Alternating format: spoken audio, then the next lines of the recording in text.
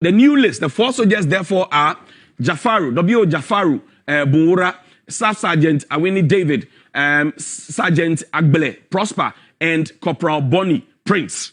This is it. So now the question is that if the people were there, according to the general, if the people were there because it didn't go through the right procedure, why then were they asking for a replacement of what is not there? You get the confusion? Why then were they asking for a replacement of what doesn't exist? Now, in any case, anybody who serves in the army, because these are their service numbers, 190195, if you go to the army records and you mention these numbers, they can quickly trace who it is for you. Like the police, like prisons, everybody has it.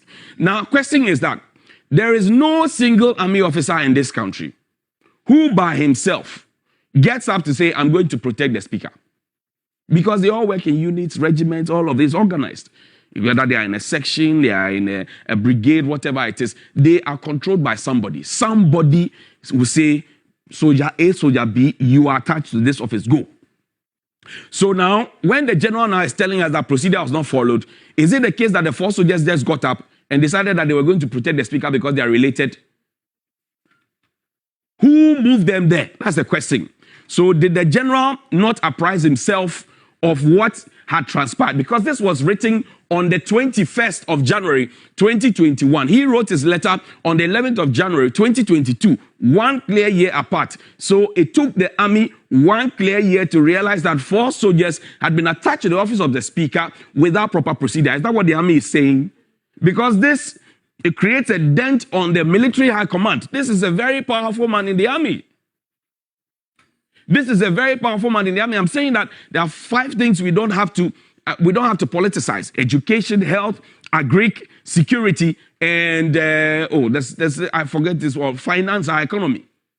We don't have to politicize those ones. This for me smacks of a fish. Now, it had to take the national security ministry to write this.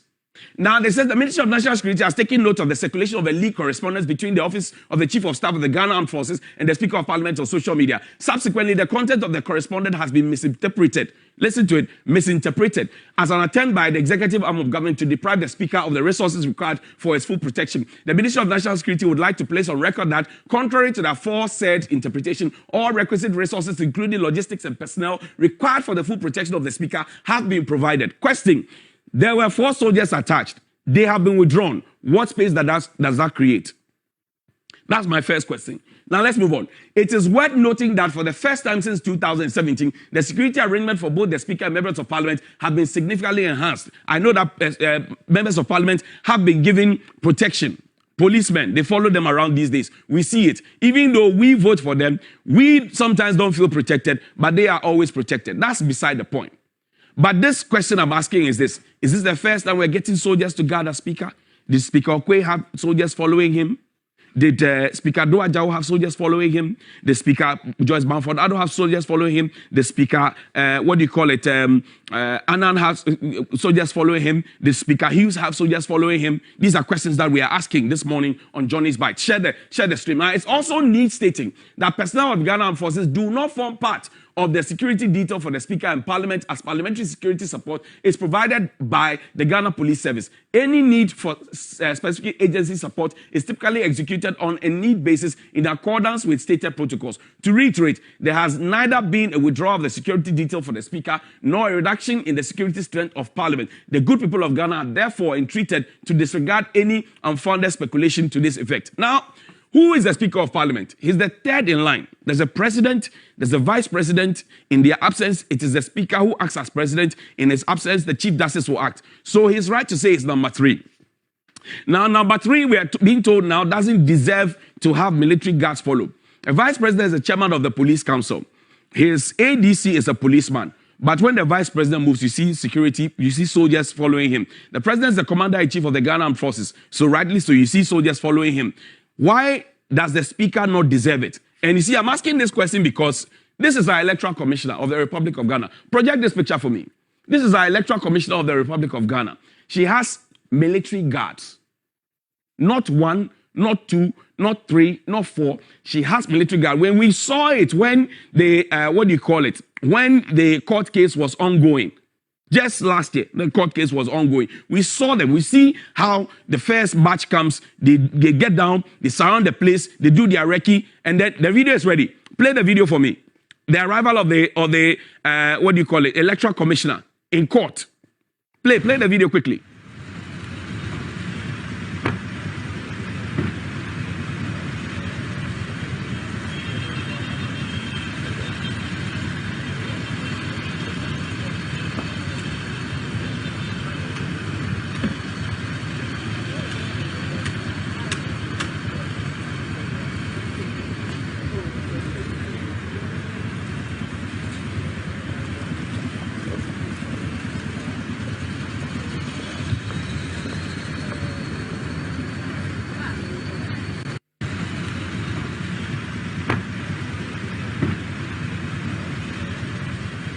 That's our electoral commissioner arriving in Parliament, at the Supreme Court. You saw the soldiers with her. Great. This is our Honorable Attorney General. He has a military guard. In fact, the military guard was carrying his files and the things until there was a public uproar and he stopped. But this is the Attorney General. He has a military guard, or he had a military guard. I don't know what the situation is now. And we know that there are many others who have military guards. So the Attorney General is not number 3. The Electoral Commissioner is not number 3. In terms of hierarchy and precedence in this country, the Speaker is number 3. Now, what does the withdrawal of the 4 officers mean as far as the security of the Speaker is concerned?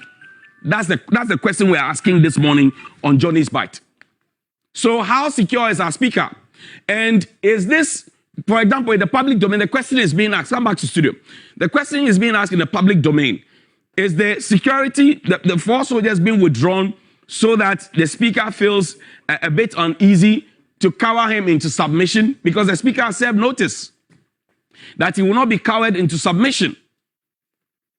He has served notice. So what are we doing? That's the first question. So, Mr. Speaker, good morning to you. How safe are you? Because you have an important role to play. You are the superintendent of a hung parliament. A hung parliament that will soon consider the e-levy and other matters. You are returning on the 25th. In the meantime, Mr. Speaker, how safe are you? That's my first question. My second question this morning, and share the hashtag, Johnny's Bite. Tweet at them. Let them know. Let's go to Adan. Now, there's something called the Songo Lagoon, which was designated as a Ramsar wetland site of international importance sometime in August 1992. Then in 2011, UNESCO approved the Songo Biosphere, a reserve as part of the World Network of Biosphere Reserves. Over the years, you would find that indigenes of Adan have constructed their own local ponds. They call it Achakpo in the Songo Lagoon, and they have mined directly inside. Scientists and environmentalists have complained. They say that that action has greatly disturbed the natural composition of the lagoon, as well as has led to the accumulation of huge silt and clay patches at some parts of the lagoon. However, for the first time in 40 years, and I want you to know that 40 years, fresh seawater, which is also known as brine, is now flowing to the Songo Lagoon for the making of quality salt.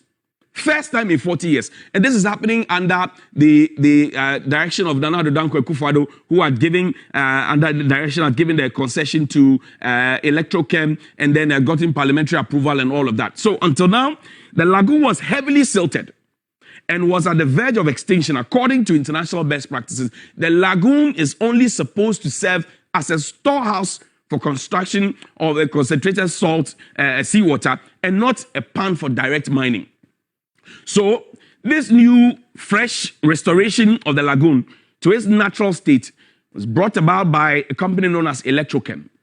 In less than 1 year, it's been operating in Adan.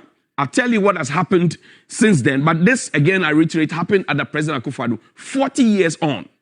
Now, I know that there has been an attack on a radio station in Adan, and I condemn it in no uncertain term because I believe that no journalist must be attacked for doing their work. Journalism is not a crime.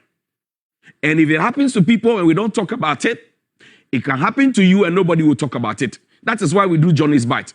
We speak for the voiceless. And I know that there's also been some kind of a frosty relationship, if you will, between ELECTROCHEM and the people in Adan, down west, down east. Now, the frosty relationship is, as a matter of fact, that people think that because for more than 40 years, they have been doing their own kind of local mining in that shack, as I mentioned to you, the introduction of ELECTROCHEM in the area will, for example, take that away from them. I have had conversations with some town folks and our reporters who have been there. Joseph Armstrong has been there, and I know Alfred Okansi comes from the area as well. But my findings have shown that there are dominant species of leatherback, olive riley, and green turtles all along the coast of Adan. These are classified as endangered species globally. So I want to see how, for example, ELECTROCHEM can manage the chiefs and people of Lolonia and the Forestry Commission to actualize something that will protect the sea turtles along Lolonia Beach. That's what I'm looking at. I'm looking at the brighter side. I'm not looking at who is fighting, who wants what concession, blah, blah, blah. I'm looking at a bigger picture because we've been complaining about jobs, school, corporate social responsibility, all that. I'm looking at how that symbiosis can create that because you see, sea turtles, they play a vital role in ensuring that sustenance of fish population in the sea by preying on jellyfish, which feeds on fish egg. Sea turtles also described as ocean's lawnmowers, and they help to prevent seagrass from growing tall so that they don't harm other marine creatures, and it makes for good tourism. What we have presently, and which is now being restored, is not good for tourism because when you go there, I mean, flooding happens around the place. That place is under sea level and all of that. So the key question is that how do we make sure that the people are getting best from it? So education, for example, we do know that the best time to develop human brain is the first 3 to 5 years of their life. It's known as the formative years. So quality childcare and preschool experience during this time is very critical. How do we, for example, beyond fighting the company, ensure that ELECTROCHEM plans to expand the frontiers of corporate social responsibility to start building early childhood development centers in the area so that it can build the capacity of our children? So that even in future, we can have, for example, these children grow up to become managers of the company, which is within their domain. What about scholarships? How do we propose to expand the present facility, as I get to learn, that's been extended to certain brilliant but needy students to be educated? How do we take advantage of it? How do we get ELECTROCHEM to support and donate more to widows within the Adan state to support them, to sustain their own businesses, to make sure that they don't go begging, to make sure that they are not miserable? How do we get soft loans for many more women? Beyond what I learned is 509 beneficiaries so far in a quest to get self-sustaining enterprises for them running. Open defecation. People are dropping their things, downloading everywhere. And that's where my findings say, so for example, there's a 20-seater toilet facility at Lolonia, as we captured. That has become a savior. Question is, how do we get ELECTROCHEM to extend the gesture to Ajumani Kope, Boni Kope, Manche Kope, Nakom Kope, Anyamam, Toflopo, all those places? How do we get them to expand it? That for me should be the focus. Yes, you can demand for what's right, but you see, when you are leaders of a community, and you start asking critical questions about what more your people can benefit from enterprises that are coming into your place. Because once ELECTROCHEM has come and the ecosystem develops, tourism develops, there will be more foreign direct investment. So how do we take advantage of it? In the area of socioeconomic impact, what has the story been? And what is the story now? How many skilled and unskilled labor, for example, have been employed? If they are running a full scale, how many of our people are being employed? How many of them will be roped in? How many will become fully self-sustained? What about sports? For example, is a tool for youth development and engagement. How are we making sure that we get football parks, we get tennis courts, we get basketball courts, we get netball and volleyball pitches, the athletics tracks, food court, gym, water? How do we make sure that we're getting all these things that we see at other places? How are we making sure? Shopping malls, clinics, how are we making sure that we are demanding from ELECTROCHEM to say, you have come to set up here, beyond fighting them? How are we saying, in the next year, we want this. In the next year, we want that. So these are the kind of conversations that must engage the minds of our leadership. How do we unearth talents and how do we make Adan great and strong again? That for me is the key thing. Now, we're wrapping up on this matter, but you also know that that Lolonya area is positioned as a low-level area, susceptible to rains, high tides, sea, as part of our community activities. How are we deciding that we create, for example, a dike that separates the Lolo, the lagoon, from townships so that villages close to the lagoon are not inundated with that flood water? The dike is averagely 1.5 meter high if you're looking at that situation. So it will inure to the benefit of the people. I don't believe in fighting because, see, where I come from, people have fought for years over a small piece of land that could have been given to investors to say, oh, come and develop it and come and deal with the situation as we find it. But oftentimes we are more focused on, let me hold on to it, let me grab it. This is a heritage. It's good. Let these questions engage you. Direct employment, indirect employment. Can we harness some more from ELECTROCHEM? This morning, I want to hear that conversation. How many productive community salt pans can we get them to construct so that even though they are running their industrial thing, we can also get them to do local pans for the people so that they don't lose their livelihood? Because that's their age-old employment. What kind of associated industry development and employment can we partner them to engineer for us? In the area of alternative livelihoods, farming, fishing, particularly, what could be done about it? And you see, when the lagoon is restored, tilapia will come. All those other mudfish, all those other things will come. So how are we supporting to ensure it? How do we revive and sustain a useful lagoon full of seawater? Because I want to see it. I don't want to see the Lolo become like the Kole Lagoon. I don't want to see it. Social infrastructural demand. How is it? These are what I think should engage our minds this morning. Good morning. Now, let's talk about ambulances. You know, we started the ambulance campaign on Thursday. Then we transposed it to Friday. We spoke about ambulances. And you know that there's a gentleman in Fijai who lost his wife. Pull for me the letters, Oliver. Open the folder, I'll find it myself.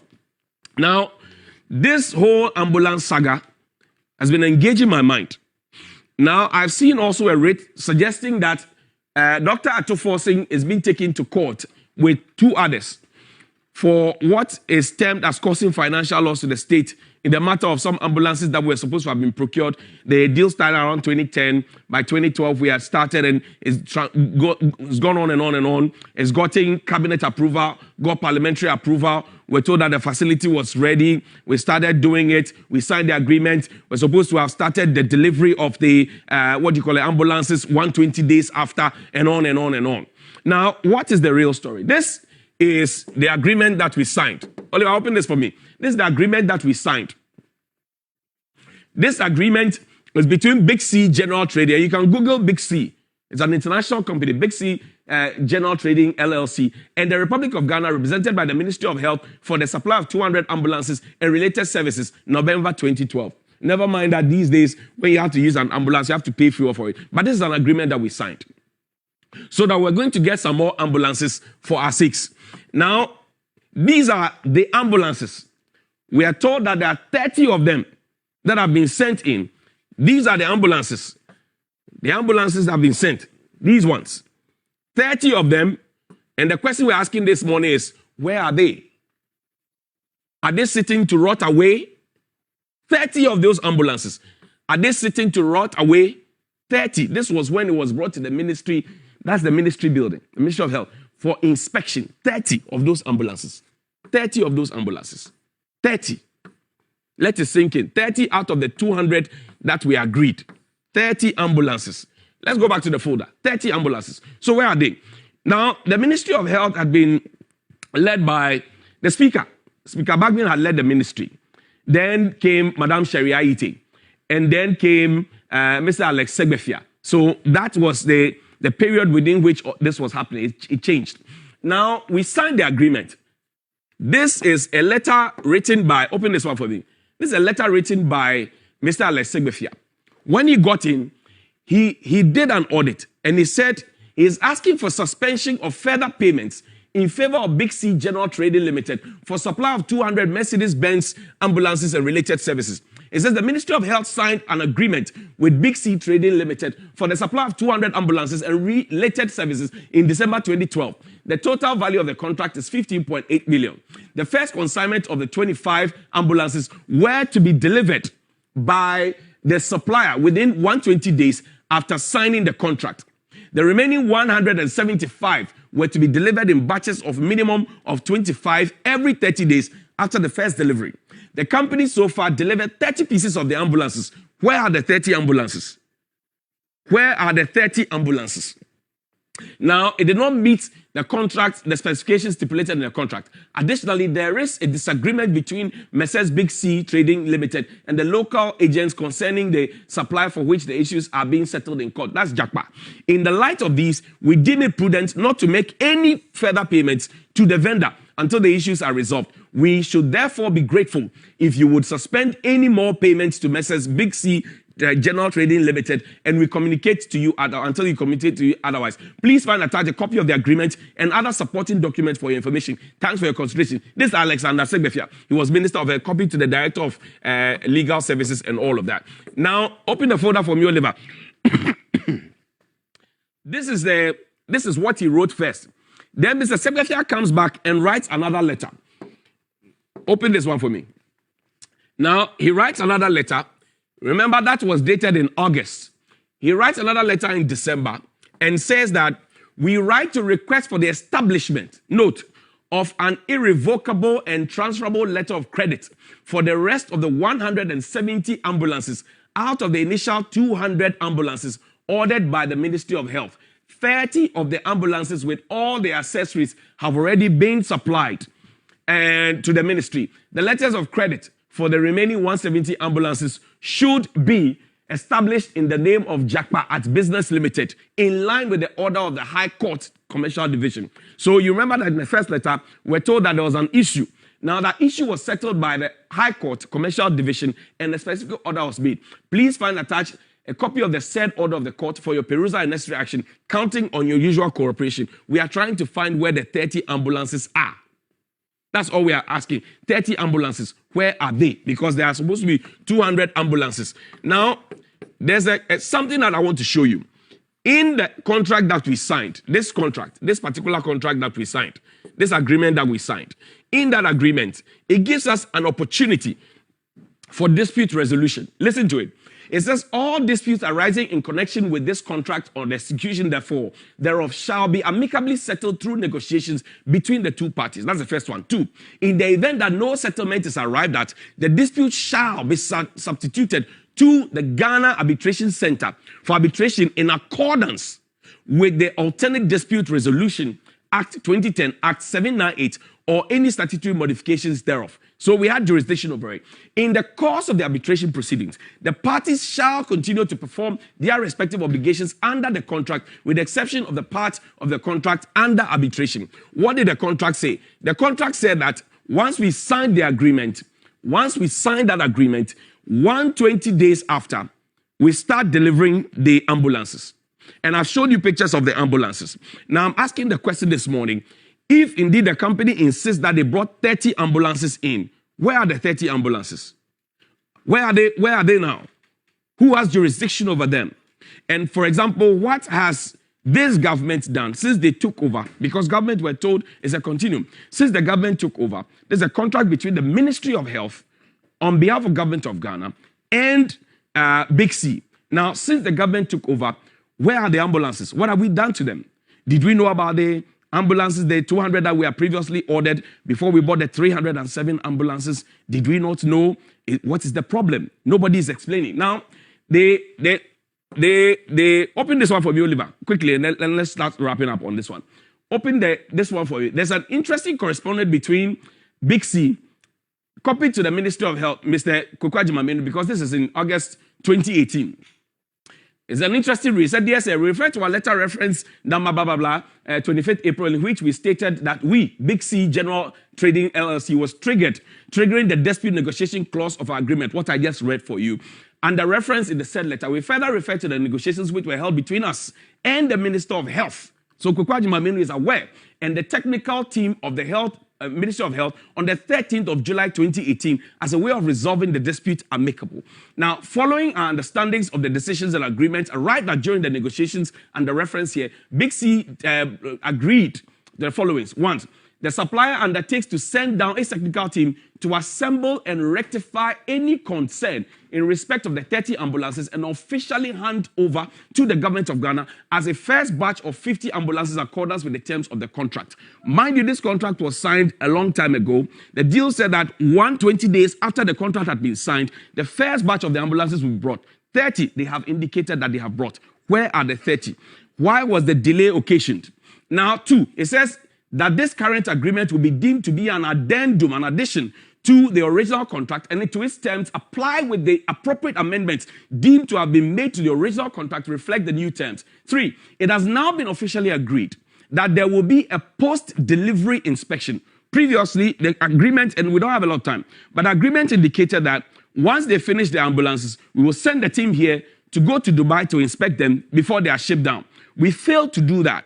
In fact, we did the first one, but we failed to do that subsequently.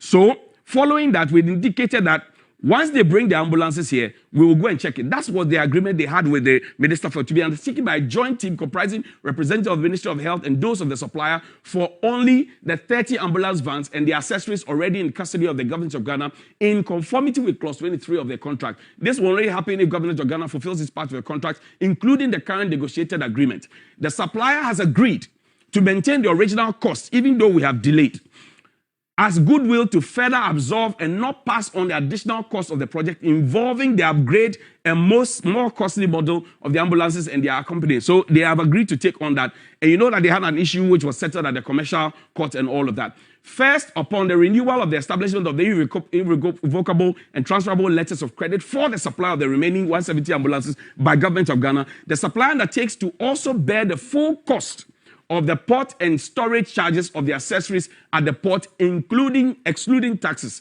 So we agreed to this one, and it was signed, copied to everybody. This is signed by Engineer Hamed Sadati. Now, the question I'm asking is that some people are being taken to court for causing financial loss to the state in respect of this.